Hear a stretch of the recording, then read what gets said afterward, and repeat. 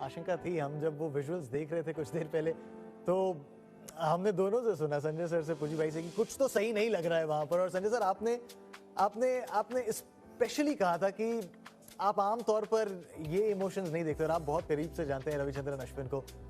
क्या कमाल का टेस्ट करियर रहा है, क्या मैच विनर भारत के लिए, स्पेशली टेस्ट क्रिकेट में रेड बॉल से। ओह, बड़ा बड़ा मोमेंट है ये।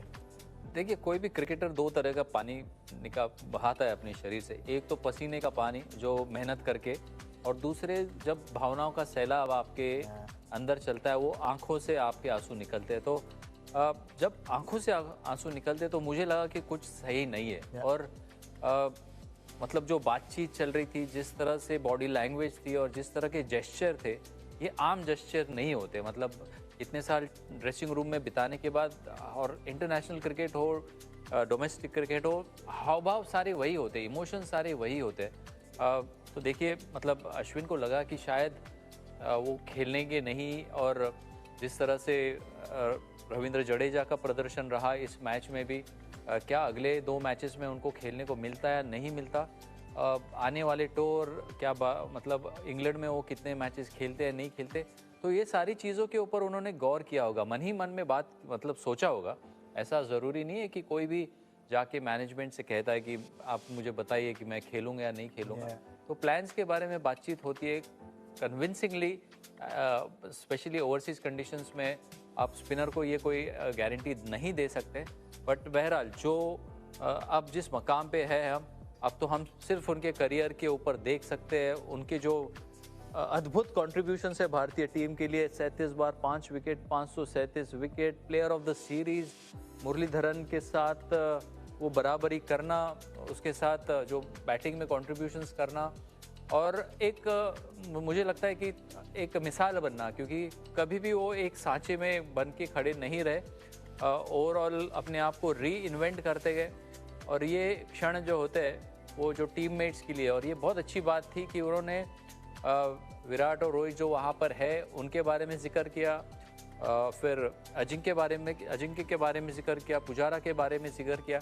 तो एक ऐसे लग रहा है कि धीरे धीरे अभी एक जनरेशन जो है, जो भारतीय टीम का एक बहुत बड़ा भार उन्होंने पिछले दशक के लिए संभाला, एक एक करते वो टीम से निकलते जा रहे हैं। अभी भी ऐसा नहीं कह रहा हूँ कि पुजारा और अजिंक्य के पास वो मौका नहीं है वापस करने का, बट ये बहुत भावुक क्षण होता है। और मतलब जो भी कॉल लिया है उन्होंने बहुत सोच समझ के लिया होगा, और उनको हम एक अद्भुत करियर के लिए हमारे शुभकामनाएं देते हैं, बहुत धन्यवाद देते हैं कि उन्होंने बहुत ही बेहतरीन तरीके से भारतीय क्रिकेट की सेवा की।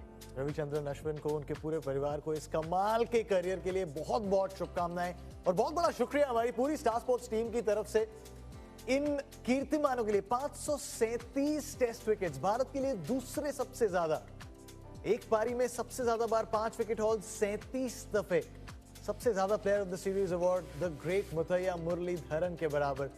और एक स्पिनर के लिए best bowling strike rate, 200 plus से ज्यादा विकेट्स जिन स्पिनर्स ने लिए हैं, 50.7।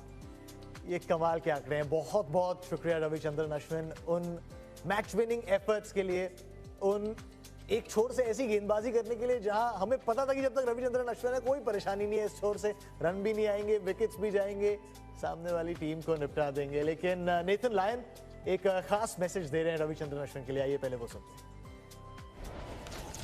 Ash, from a fellow off spinner, I can only thank you, but also praise you. You've been absolutely incredible for India, but also world cricket. It's been an absolute pleasure to watch you, play against you, compete against you. But I only wish you all the best. Congrats on a fantastic career, and hopefully I'll get to come up against you for the last couple of games in Melbourne and Sydney. But congratulations and all the best.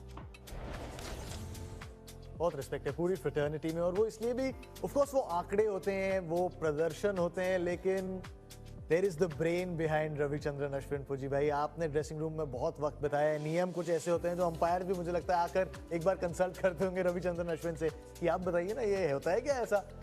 Just cricket से प्यार करने वाला cricket का एक student, सही description है ये?